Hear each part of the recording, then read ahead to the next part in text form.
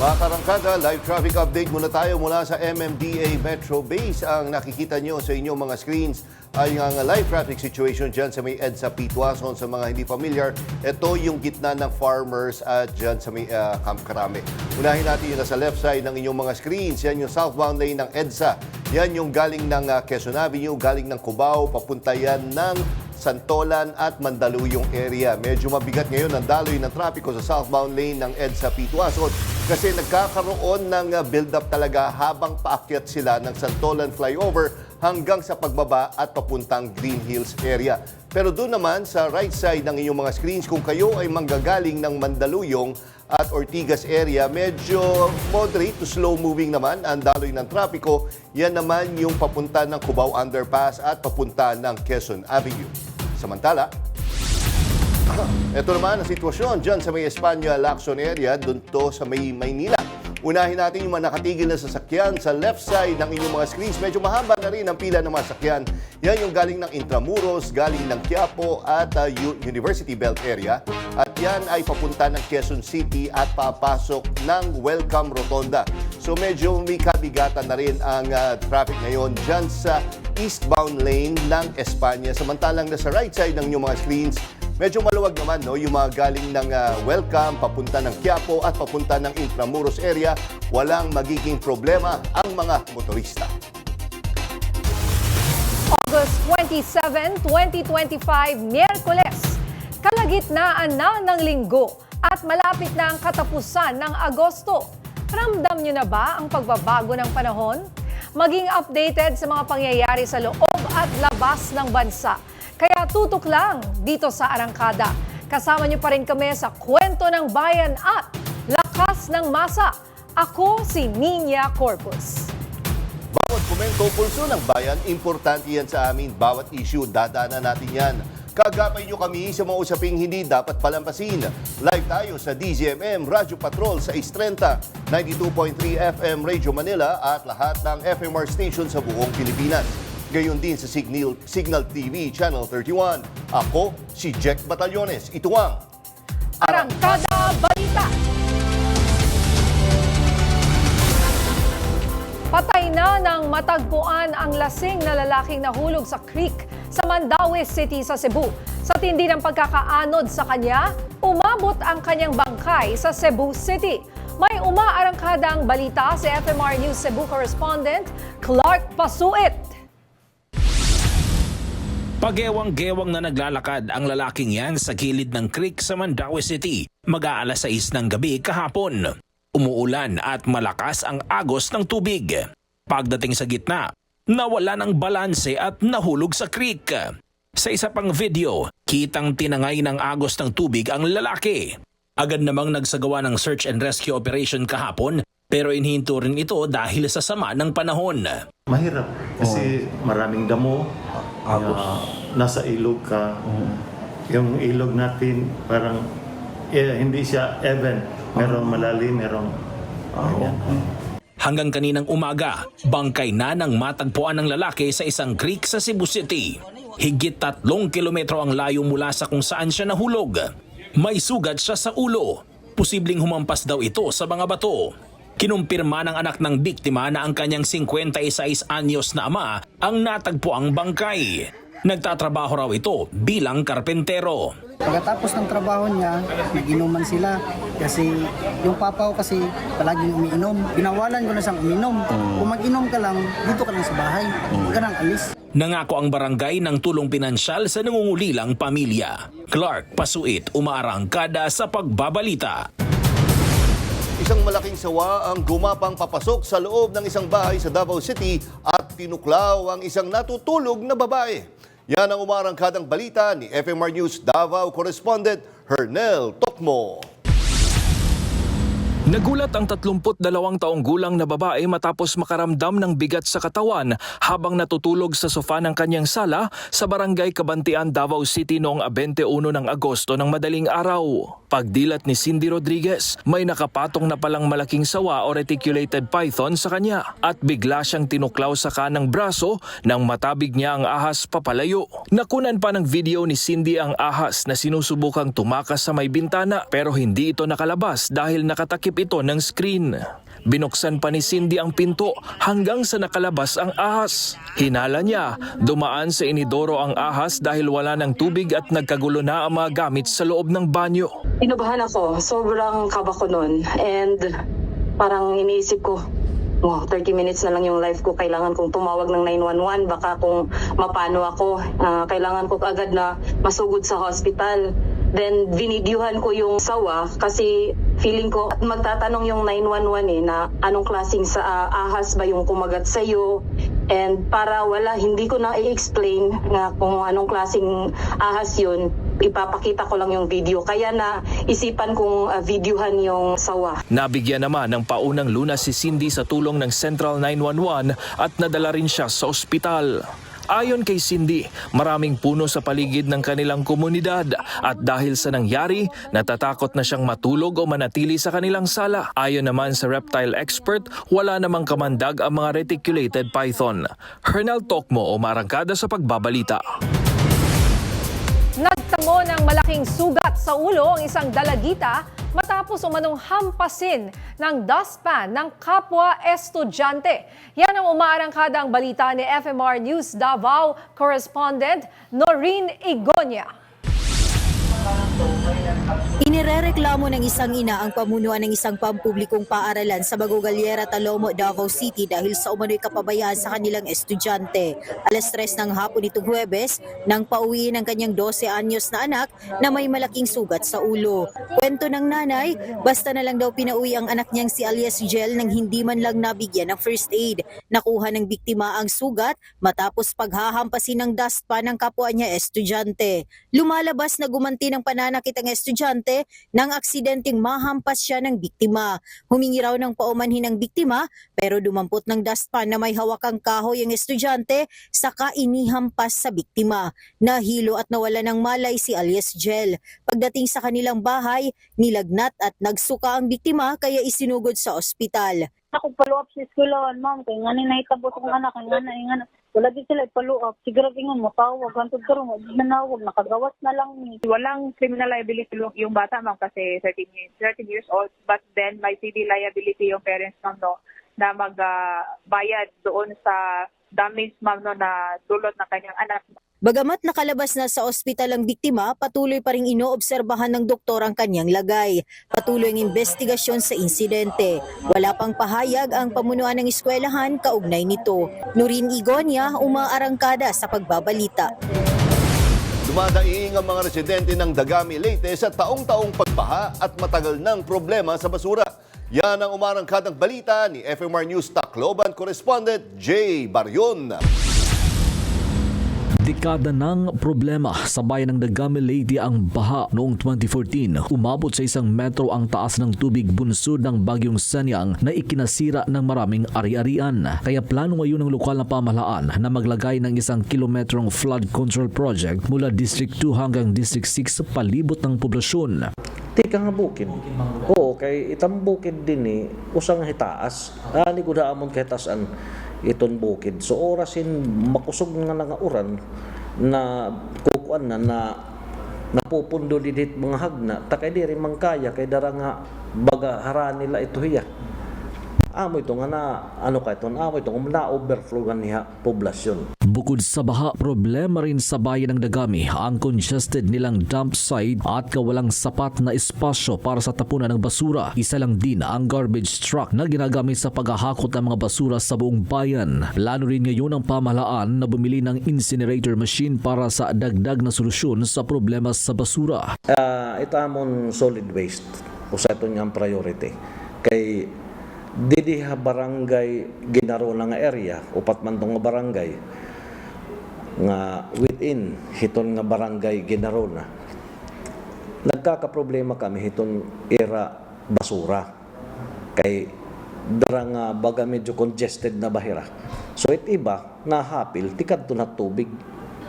Napupulyot it tubig, diri pwede. Panawagan naman ng lokal na pamahalaan sa mga residente maging responsable sa pagtatapon ng basura. Ang munisipalidad ng Dagami ay isa sa pinakamalaking bayan sa probinsya ng Leyte. Jay Baryon, umaarangkada sa Pagbabalita. Nagpatupad ang lungsod ng Maynila ng bagong schedule ng paghahakot ng basura. Dahil dito sinabi ng Manila LGU na posible itong magresulta sa delay sa koleksyon at disposal ng basura sa lungsod. Malaki itong hamon sa syudad dahil kailangan ng bumiyahe ng 30 kilometers sa mga truck ng basura para makarating sa San Mateo landfill. Nauna nang naglabas ang MMDA ng tinatawag na final notice sa City of Manila dahil sa New San Mateo Sanitary Landfill sa Rizal ang waste disposal matapos isara ang Navotas dump site. Bukod sa Maynila, naghain din ng notices ang MMDA sa Parañaque, Muntinlupa, Pasig at ibang lugar ng Taguig na dalhin ang basura sa San Mateo facility. Nasabat ang higit 605 million pesos na halaga ng puslit na sigarilyong nagmula sa China at Vietnam sa Plaridel, Bulacan. Sa bisa ng Letter of Authority, sinalakay ng Customs Intelligence and Investigation Service Manila International Container Port ang isang bodega kung saan nadiskubre ang nasa 8,647 master cases ng sigarilyong walang tax stamps at health warnings. 3 tao ang naaresto at sasailalim sa inquest proceedings ng DOJ. Kakasuhan din ang may-ari ng bodega. Bibigyan na ng pagkakataon ng Department of Information and Communications Technology ang mga colorum na delivery service provider na magparehistro ng walang multa.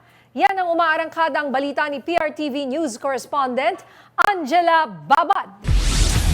And then the first thing you will see, yung ating operator. Inilunsad kahapon ng Department of Information and Communications Technology ang Private Express and Messenger Delivery Service Authority Documentation and Licensing Application o ang PEMEDES padala. Ito ang bagong online application portal kung saan maaari nang magrehistro ang mga operator at rider ng private delivery services at couriers. Ayon kay DICT Secretary Henry Aguda, alinsunod ito sa utos ni Pangulong Ferdinand Bongbong Marcos Jr. na bawasan ang red tape sa mga proseso ng gobyerno. Makatutulong din anya ito para mabawasan ang mga colorum o mga illegal na delivery service provider. Hinihikayat rin ng DICT ang mga ito na i-avail ang kanilang amnesty program para gawing legal ang kanilang operasyon na walang kaakibat na multa. Dati kasi para mag-apply ka and be accredited for parcel delivery, medyo mahaba yung proseso. So naisip namin parang hindi siya align dun sa gusto ng presidente ba na digital governance mabilis. So sabi ng PEMEDES, o sige,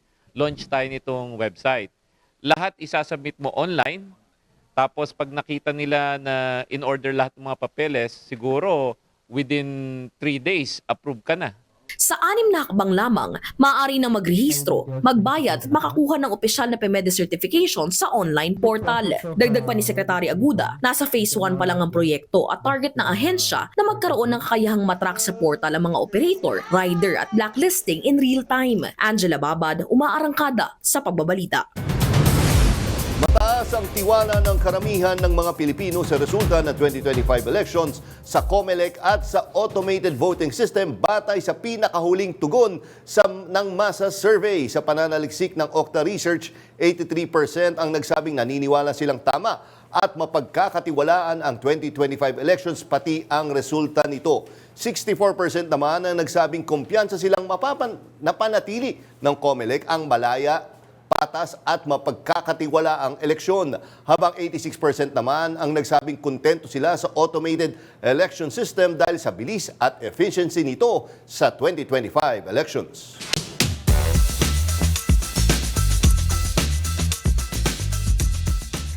Mas himayin nga natin ang issue na yan. Makakausap natin si Ranjit Singh Rai, Assistant Professor sa University of the Philippines at Fellow sa Okta Research. Magandang gabi po, Professor Ranjit.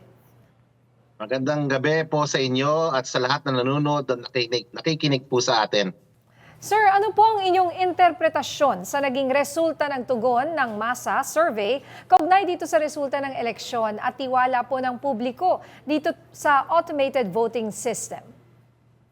Well, unang-una, nagsagawa ang Okta Research ng nationwide survey, 1,200 respondents nung July, nung kakatapos ng buwan ng July. Ito ay pasama ng second quarter survey namin. Maganda ho yung resulta, mataas ang tiwala ng ating mga kababayan That's 83%, no? Ang nagtitiwala ho dun sa resulta ng ating kakatapos na May 2025 national and local elections. 63% ang may tiwala ho sa COMELEC at more than 8 out of 10 satisfied ho sa ating automated voting system. Kasama ho to sa isang malaking probe o pag-aaral tungkol nag-assess ho, pinag-aaral ho yung pananaw ng ating mga kababayan tungkol sa natapos lang nating national elections. Importante ho yung resulta na to. Pinapakita na talagang nag-improve na ho ang image ng COMELEC. Maganda ho yung performance ng COMELEC at ng mga agencies, pati ng mga volunteer organizations na tumulong, no, gawing successful yung ating halalan 2025, no. Pangatlo, yung counting system natin, yung automated polling system natin, ang taas ho ng satisfaction rating sa ating mga kababayan. Whether pinag-uusapan yung overall assessment, more than 8 out of 10 ho nagsasabing maganda ho yung automated system natin. More than 9 out of 10 nagsasabing na madali siyang gamitin. At close to 8 out of 10, no? Or more specific, 7 out of 10 are saying na mas maganda pa mas mabilis ang canvassing ngayon kaysa nung May 2022. Yeah. So yan ho, important findings ho, kasi ang pag-aaral ho, pag-assess ho ng ating electoral exercise, importante yan kasi marami tayong matututunan dyan. Yung COMELEC mismo, marami rin na paraan para improve palalo yung kailang ginagawa.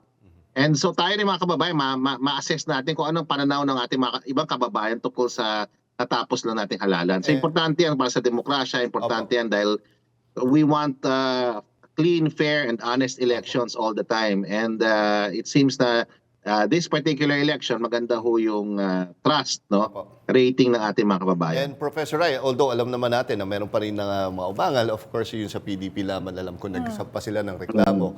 Pero itong 86, impressive yung number na to. Kumpara natin sa mga dating gumagawa kayo ng survey after elections, isa ba to sa pinakamataas? Medyo impressive yung number Yeah, isa sa pinakamataas. Hindi naman siya nalalayo dun sa mga findings ng ibang polling companies na nagsagawa na ng earlier surveys noong 2022.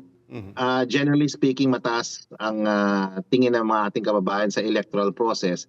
Pero gaya nga sabi mo, hindi to perfect. Ang dami pa kung kailangan gawin.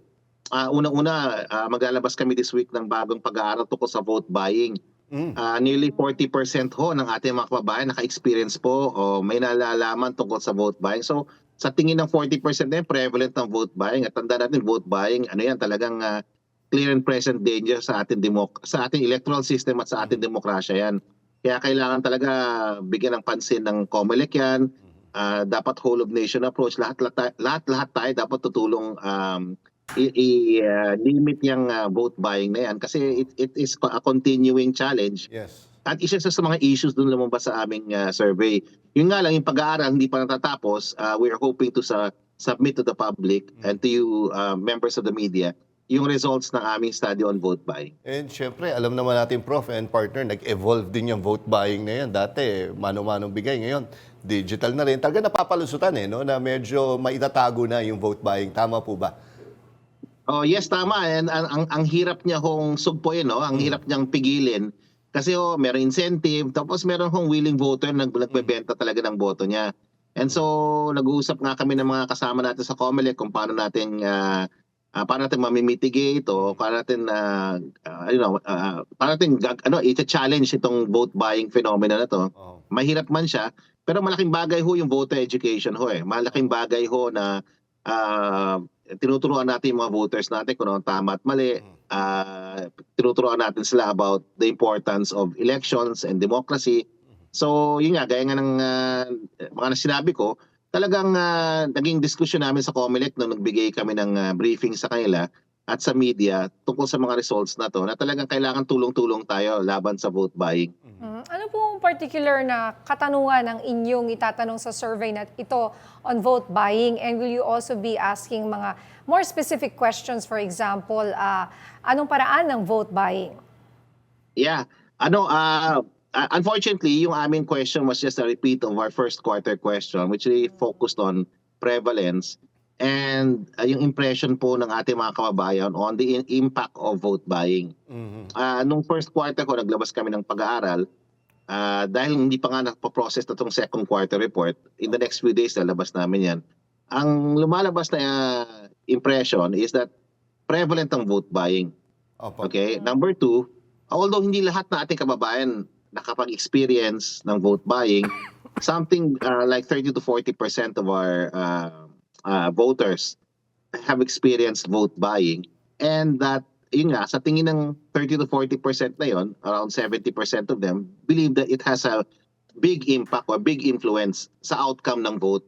So, yun nga ho, kaya this is a continuing challenge. Bagamat magandang performance ng COMELEC ngayon, maganda ang automated election assessment, naniniwala ang karamihan ng Pilipino sa, by and large, no, they trust the results of the 2025 elections. Pag hindi ho natin napigilan to, hindi natin na-mitigate, hindi natin nalabanan, no, ang vote buying, it might undermine elections in the future and undermine elections, 'di ba? Kung hindi natin pinagkakatiwalaan ang ating eleksyon, magkakaroon tayo ng problema with our democracy long term, no? Maka-question yung legitimacy ng ating mga leaders, and that has a big impact, no, on our democracy moving forward. So kaya kailangan talaga, bagamat we have made big strides, kailangan ho talaga magtulong-tulungan tayo din sa issue na to. Ito, Professor Ranjit, tanong ko lang, no, dito sa mga respondents nyo, dun sa satisfaction nga po, dito sa nakaraang election, ay karamihan ho ba mga kabataan at gaano sila ka-importante itong mga voters na to going sa 2028 elections? Malaki ho, malaki kasi 83%, so it's really a huge, resounding, overwhelming majority, no? And a lot of them are from the young, no, Gen Z and millennials. Pero magandang tanong yan, no, kasi 83%, meron tayong and 4% lang nagsasabing hindi, ha. So ang lit-lit lang ng nagsasabing negative. Pero karamihan ay neutral o ambivalent. Marami dun sa ambivalent o walang hindi malaman kung they will trust or not trust the election results. Ang galing ho sa mga bata nating mga botante, yung age 18 to 24. So yan, kailangan talagang tutukan, sinabi namin sa COMELEC kanina na kailangan talagang tutukan yung voter education. Kasi kailangan din silang accessible to accurate information before, during and during elections. So importante ho yung role ng media dyan sa voter education initiative. At sabi ko nga, hindi lang naman OCTA, pati ang UP ho, gustong tumulong sa ating COMELEC. I-jumpstart yung voter education program niya in multiple platforms, no? So that we can prepare for the forthcoming BARM elections and of course 2028 elections. So yun malaking bagay ho talaga yan. And yun nga, yung ambivalence na yun, nakikita namin produkto yan ng lack of information, hindi accessible sa voter education. Okay. Naku, maraming salamat po, Professor Rai, sa oras na binigay niyo dito sa Arangkada Balita. Magandang gabi po at ingat po kayo. Magandang gabi. Thank you po. Sa pagpapatuloy ng lumalalang tensyon sa pagitan ng Pilipinas at China at ang umano'y Chinese infiltration sa bansa, lumalabas sa bagong survey ng Okta Research na maraming Pinoy ang may negatibong opinyon pagdating sa China. Yan ang umarangkadang balita ni PRTV News correspondent Mari Ocampo. Sa gitna ng lumalalang sigalot sa West Philippine Sea, malinaw ang paninindigan ng mga Pilipino. Ayon kasi sa pinakahuling tugon ng masa survey mula sa Okta Research, 85% ng mga Pilipino ang may negatibong pananaw pagdating sa China. Bukod dito, 74% ng mga Pinoy ang naniniwalang pinakamalaking banta sa national security ang China, habang 76% naman ang sumusuporta sa pagtatanggol ng Philippine Coast Guard, Philippine Navy at Armed Forces of the Philippines sa teritoryo ng bansa sa West Philippine Sea. Hinaharas po tayo, ma'am, na yung lalo sa Scarborough Shoal na dapat sa atin yung ano na yon. Samantalang sila, welcome sila dito sa ating bansa. Yung atin lang doon, patiktahan natin yung Pilipinas ang atin talaga. Kaya hindi maagaw sa iba. Ipakita din natin na lalaban tayo, alang po. Paapi din tayo sa ibang bansa, hindi ah. Samantala, bukod sa sigalot sa West Philippine Sea, nakadagdag pa sa banta ng seguridad ng bansa ang umano'y issue sa nationality ng businessman na si Joseph C. Ayon kay Senator Risa Hontiveros, hindi simpleng immigration violation ang issue, lalo't nakaugnay ito sa mining operations sa Palawan at sa Philippine Coast Guard Auxiliary. Yung ibang Pilipino, hirap makapasok sa Philippine Coast Guard kahit sa PCG Auxiliary. Tapos ito namang si Joseph C. may ranggo agad. Para kay Hontiveros, malinaw na may mas malawak na impluensya mula sa China gamit ang negosyo gaya ng mining at pogo at pati ang pagpasok sa mga institusyong may kinalaman sa seguridad ng bansa. Nanindigan ng senadora na being a Filipino is not for sale, kaya't nananawagan siya ng mas mahigpit na pagbabantay sa citizenship applications at mas malalim na investigasyon sa mga banyagang nakakapasok sa mga sensitibong posisyon sa bansa. Sa pagpapatuloy ng tensyon sa pagitan ng Pilipinas at ng China, malinaw ang pangamba ng mga Pinoy pagdating sa mga dayuhan. At sa pagpasok pa ng issue kay Joseph C. ay mas lumalakas ang panawagan para sa gobyerno na mas higpitan pa ang pagbabantay pagdating sa banta sa soberanya ng bansa. Mario Campo, Maarangkada sa Pagbabalita.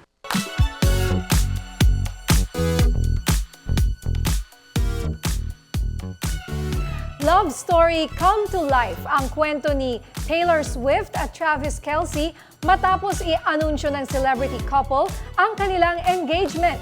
Ang detalye sa umaarangkadang showbiz balita ni DJ Mama Mia. And she said yes. Yan ang pasabog ni global superstar Taylor Swift matapos i-reveal ang engagement with NFL champion Travis Kelce sa isang Instagram post. Saad niya sa caption, and I quote, "Your English teacher and your gym teacher are getting married." End of quote. Habang tumutugtog naman sa post niya ang 2024 song na So High School. Sa isang floral garden setup, kinanap ang proposal ng pop icon habang nakaluhod at nakayakap ang kanyang now-fiancé na si Travis. Fit for royalty rin ang engagement ring ni Taylor na isang 8-carat diamond and yellow gold vintage ring na ayon sa estimates ng mga eksperto ay nagkakahalaga ng mahigit 30 million pesos. Dating for 2 years na si Travis at Taylor. 2023 nang unang lumutang ang dating rumors ng dalawa matapos ikwento ni Travis na sinubukan niyang magbigay kay Taylor ng friendship bracelet na may phone number niya sa Eras Tour sa Kansas City. Kamakailan, inanunsyo ni Swift ang latest album niya na The Life of a Showgirl. Hindi pa ibinubunyag ng celebrity couple ang wedding date. Pero ngayon pa lang, sigurado nang ito ang magiging biggest wedding of the decade. Ako po si DJ Mama Mia ng FM Radio Manila. Umaarangkada sa Showbiz Balita. Sa aming pagbabalik, BTS member V nag-ceremonial pitch sa Dodgers game. Marami pang maiinit na balita sa pagbabalik ng Arangkada Balita.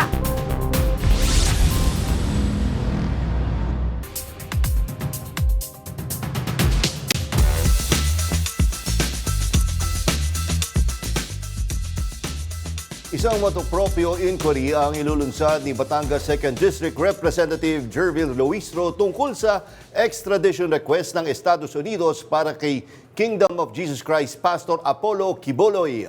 Para pag-usapan yan, makakausap natin mismo si Representative Jervil Luistro via Zoom. Magandang gabi po, Congressman Luistro.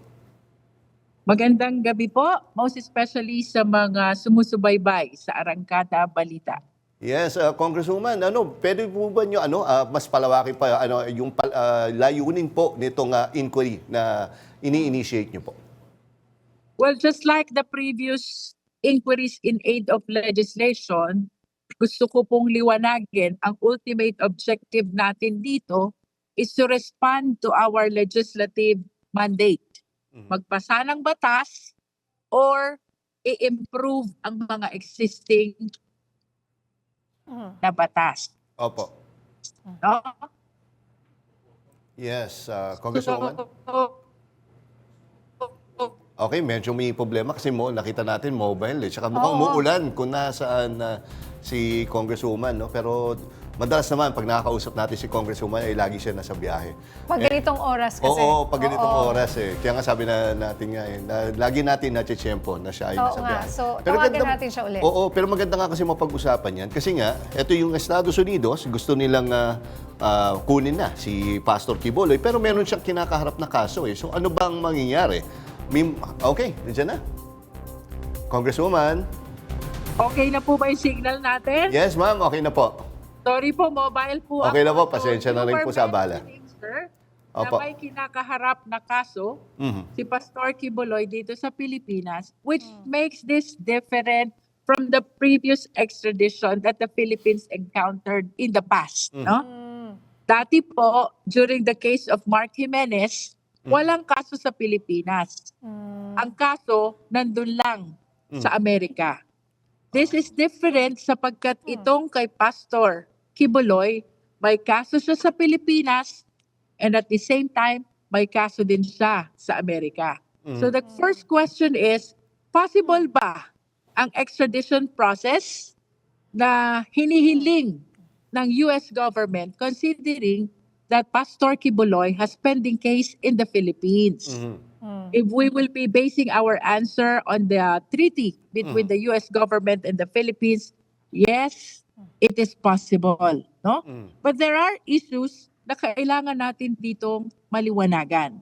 One, ang sabi po dito sa batas, ay i-address sa DFA na siya forward nito sa Department of Justice. Hindi po nakasaad sa batas yung timeline.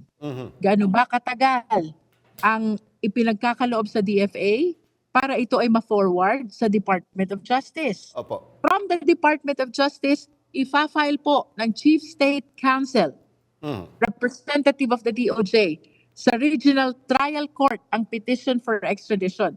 What is the timeline again? Our law is likewise silent. Pangalawa, alin hubang korte ang didinig ng petition for extradition? Is it the court which has jurisdiction over local cases? O separate court po ba ito na ayon sa treaty is the regional trial court of the place of residence of the extraditee? Opo.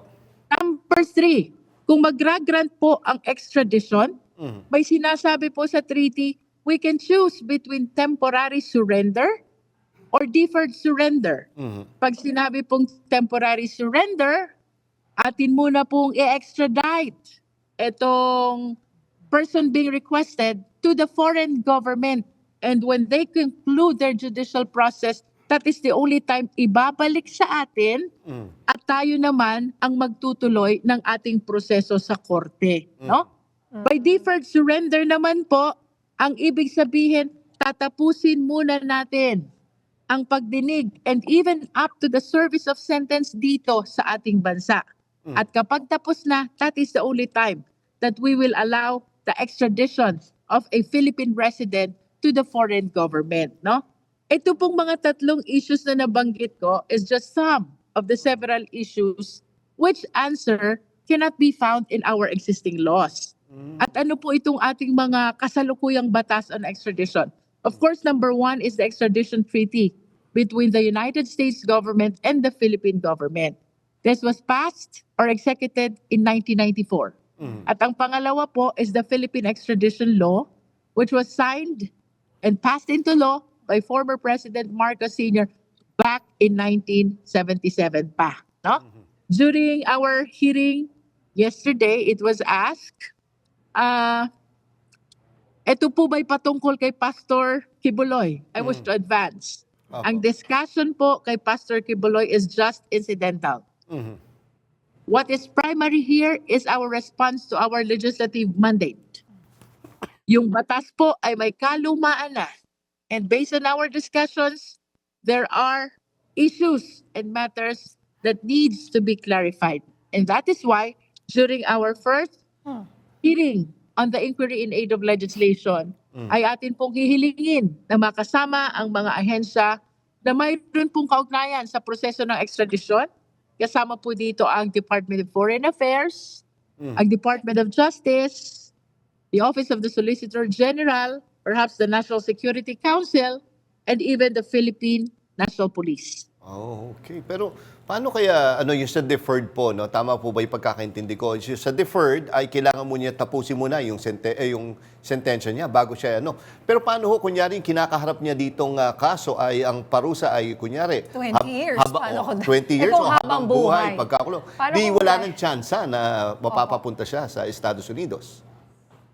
That is another question that was raised during our hearing, no? Kasi ang sinasabi sa treaty, person who is facing prosecution or is already serving sentence. At tama ka, kapag deferred surrender, ibig sabihin, tapusin mo muna ang sentensya mo bago ka ma-extradite sa foreign government, no? At kung ito'y life sentence, available pa kaya yung ebidensya by that time na ma-surrender ka sa foreign government? That is one issue that we really need to thresh out in revisiting our existing laws on extradition. And kung sakaling magkaroon na what will reign supreme? Kunyari parehong guilty. Kunyari lang, 'di ba? Sa Amerika ba siya isa-serve yung sentence o sa Pilipinas? Apparently, based on the treaty, baligtarin naman natin, no? Kunyari, sinurrender natin siya sa US government. One of the questions that was raised, paano ko na-convict sa US government? Sabi dito sa treaty,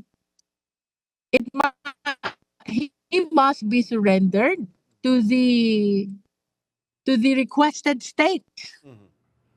Ano namang mangyayari doon sa service of sentence nitong foreign state or another state, no? So, apparently, marami pong ambiguities, maraming insufficiencies na nakita ang ating mga committee members.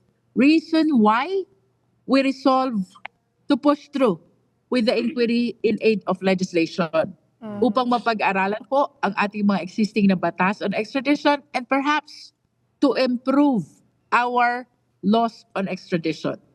In the past po ba, bukod kay Mark Jimenez na sinabi niyo wala naman siyang kaso sa dito. Pilipinas, meron po ba na katulad rin ni Pastor Quiboloy na may kaso sa Amerika at may kaso sa Pilipinas na gustong i-extradite kunyari sa ibang bansa? Meron na po bang ganong kaso dati? Or first time po ba ito? I think this is the first time that we will be encountering a request for extradition where the supposed extraditee is facing cases both in the requested party and in the requesting party. Wala po akong alam na ganitong sitwasyon which the Philippine government encountered in the past. I think this is the first. At siguro nga kailangan yung ayusin po yung mga sinasabi niyo mga insufficiencies and ambiguities. Kasi nga nung ginawa siguro yung batas or yung treaty nga nun is kumbaga outdated na po no, Congresswoman. No? Kumbaga hindi nila na-foresee na parehas may kaso sa Pilipinas at may kaso sa ibang bansa. Tama po ba? I agree with you, sir. If we will check the Philippine extradition law, this was passed 1977, no? Mas nauna yung Philippine extradition law natin kaysa sa treaty between US government and the Philippines, which was executed in 1994, no? I understand that the situation evolved and the laws must be updated to make it more responsive to the needs of our time. Hindi lang po si Pastor Quiboloy ang possibly na ganitong maging sitwasyon. It is possible that in the future there will be possible extraditees as well who are or who will be similarly situated. That is why as early as now, maganda po na naaaral yung batas at nakikita kung anong improvement ang kailangan nating i-introduce. Okay, again, maraming salamat po, Congressman Luisio, sa malinaw niyong paliwanag at mag-ingat po kayo pag-uwi. Maraming salamat po. Hindi pa ligtas sa mga anumang pagsusuri ang mga tao sa gobyerno. Ito ay matapos na ipag-utos ni Pangulong Ferdinand R. Marcos Jr. ang lifestyle check sa mga opisyal ng gobyerno sa likod ng mainit na issue ng flood control projects. Yan ang umaarangkadang balita ni PRTV News Correspondent Christian Bascones. Pinapaimbestigahan niya po lahat para po malinis at maiayos kung ano po ang naging pagkakamali sa mga maanumalyang flood control projects. Para matiyak na hindi namumuhay ng labis o may bahid ng korupsyon, ipinag-utos ni Pangulong Bongbong Marcos ang lifestyle check sa mga opisyal ng pamahalaan. Ito ang binigyang linaw ni Palace Press Officer Attorney Claire Castro. Anya, isa itong hakbang para malaman kung may posibleng korupsyon sa mga tao na nagsisilbi sa pamahalaan o sangkot sa anumang maanumalyang proyekto. Kabilang sa mga dadaan dito ang mga opisyal na may kinalaman sa flood control projects. Sa bawat ahensya, meron naman po na pwedeng magkaroon ng lifestyle check. Ang ombudsman pwedeng mag-initiate, ang BIR pwedeng mag-inspect, magkaroon ng lifestyle check. Sa bawat ahensya na may sakop sa kanya, DPWH pwede rin po. So yun po, kung sino po yung may ahensya na dapat magkaroon ng pag-lifestyle check, gawin po nila. Ayon pa kay Yusek Castro, bawat ahensya ay may kalayaan na gawin ang mga lifestyle check. Nagsalita na po kasi ang Pangulo. So dapat ang bawat ahensya ay tumupad sa kanilang tungkulin. Asahan po natin dapat at bigyan po din natin sila ng karampatang tiwala. At kapag pinakita din tayong anomalya sa kanilang pag-iimbestiga, magiging questionable rin po ang kanilang pagtatrabaho at malamang masama rin sila sa pag-iimbestiga. Hawak naman ng pamahalaan ang mga dokumento ni Baguio City Mayor Benjamin Magalong. Kahit naman po sino ay open ang Pangulo kung ito naman po ay patungkol sa mga anomalyang flood control project. So, kahit sino po, lalo-lalo na po si Mayor Magalong, welcome po ang Mayor para makausap po ang Pangulo patungkol po dyan. Tiniyak ng pamahalaan na dadaan sa investigasyon ang mga dokumento at walang sasantuhin, kaalyado man o hindi, ng gobyerno. Christian Bascones, umaarangkada sa pagbabalita. Inanunsyo ni Acting PNP Chief Lieutenant General Jose Melencio Nertates Jr. na hindi na magsisilbing tagapagsalita ng PNP si Brigadier General Jean Fajardo. Pangungunahan na ngayon ng Public Information Office or PIO ng PNP ang koordinasyon sa media. Sa ngayon, binigyan ng kapangyarihan ni Nertates ang hepe ng PIO na si Brigadier General Randolph Tuanyo na magsalita para sa PNP. Nananatiling hepe ng Directorate for Controllership si Fajardo.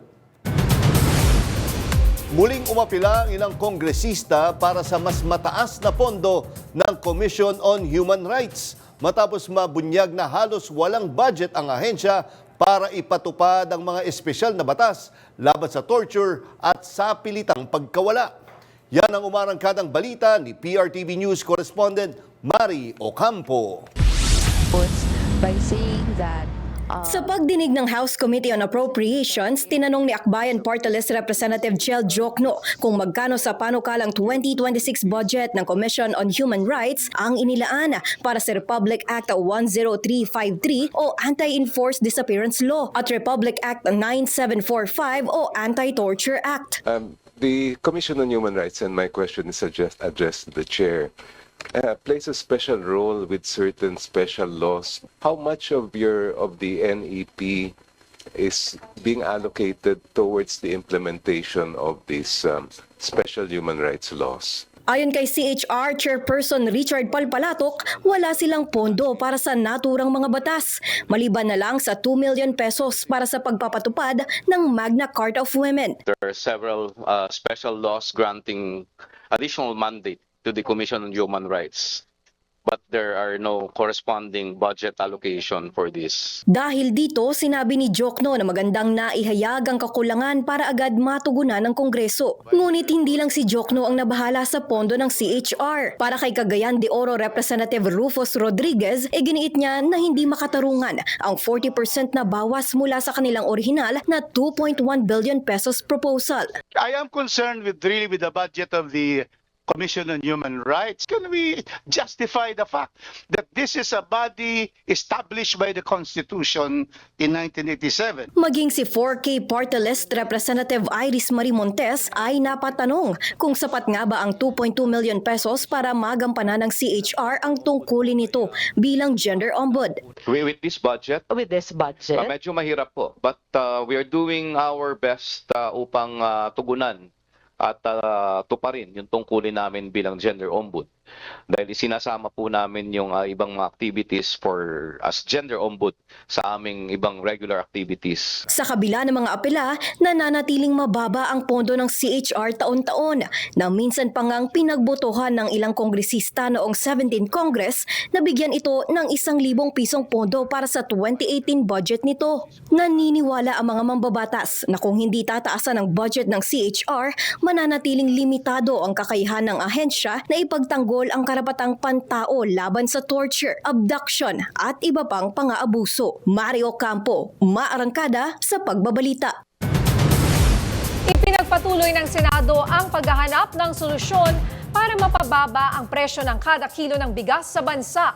Kabilang na dito ang pag-amyenda sa Rice Tariffication Law at ang pagbabalik sa kapangyarihan ng NFA na direktang makialam sa presyohan ng bigas. Yan ang umaarangkadang balita ni Zandro Ochona. Aminado ang mga senador na bagamat bumaba na ang presyo ng bigas, mataas pa rin ito para sa mga ordinaryong mga Pilipino. Kabilang sa nakikitang paraan ng ilang senador ang pagbabalik sa kapangyarihan ng National Food Authority na makialam sa presyuhan ng bigas sa merkado at ang regulatory powers nito. At ang pagbawi sa kapangyarihan ng Pangulo na i-adjust ang buwis na ipinapataw sa imported na bigas. Tama nga ba ang naging epekto ng liberalization ng ating rice industry, gayon at hindi nabigyan ng kasabay na suporta o sapat na suporta ang ating mga magsasaka at yung disruptive na mga nangyayari sa geopolitics at international trade? Napansin kasi ng DA na bago ang Rice Tariffication Law o RTL, nasa 6% ng sweldo ng mga minimum wage earners ang ginagastos para makabili ng bigas. Sumipa ito sa 9% dahilan kaya ipinasa ang RTL. Yun nga lang, sa ngayon 8.6% ng sweldo ng mga Pilipino ang ginagastos pambili ng bigas. Kaya tingin nila, dapat maging konsiderasyon ang minimum wage sa prevailing na presyo ng bigas. Bukod pa ang nakitang paglaki sa kita ng mga rice trader. Pre-RTL, our farmer share in a peso for every 1 peso is about 43%.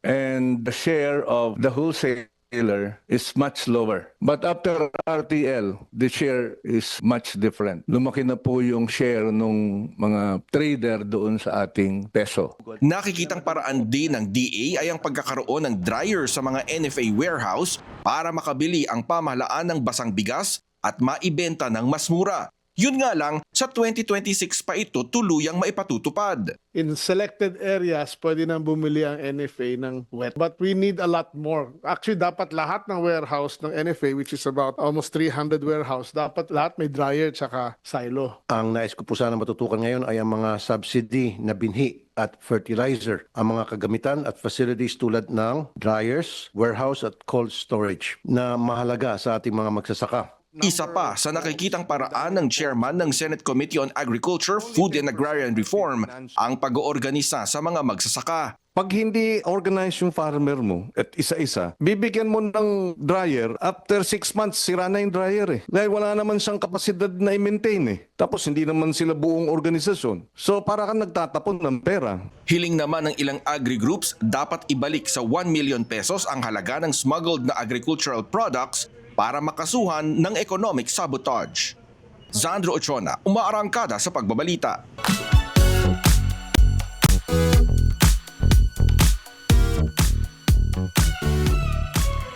Nabulabog na naman ang ARMY all over the world dahil kay BTS member V. Yan ang umaarangkadang showbiz balita ni DJ Mama Mia. Hindi pa man tumatapak sa field, dumagundong na ang Dodger Stadium dahil kay BTS member V. Present si V para sa ceremonial first pitch ng Dodgers game sa Los Angeles. Umapaw din ang kilig ng Army Online dahil sa handsome picture outfit ni V. Ako po si DJ Mia ng FM Radio Manila. Umaarangkada sa Showbiz Balita. Higit 200 vintage bomb ang na-recover sa isang construction site sa Antipolo, Rizal. Ayon sa pulisya, nakatanggap sila ng tawag na may nahukay umanong tila mga lumang bakal sa isang ginagawang bahay sa subdivision. Natagpuan din ang libu-libong lumang bala. Ginamit daw ang mga ito noong World War II o noong panahon pa ng Hapon. Kahit luma na, mapanganib pa rin daw ang mga ito at posible pa rin sumabog. Nakatakdang i-dispose ang mga nahukay na vintage bomb. Inanunsyo kanina ng Malacanang na babiyahe si Pangulong Ferdinand R. Marcos Jr. papuntang Cambodia. Ito ay para sa isang state visit sa susunod na buwan. Ayon kay Palace Press Officer Yusek Claire Castro, nakatakda ang pagbisita sa September 7 hanggang September 9, 2025. Bukod dito, kinumpirma rin ng Malacanang na dadalo ang Pangulo sa 80th United Nations General Assembly sa United States sa Setyembre.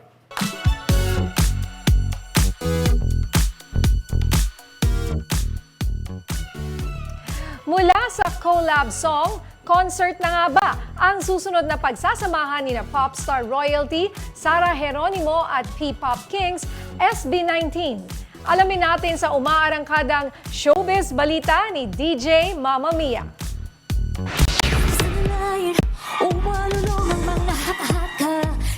Gumawa na naman ng ingay ang P-Pop Kings SB19 at si Popstar Royalty Sarah Geronimo.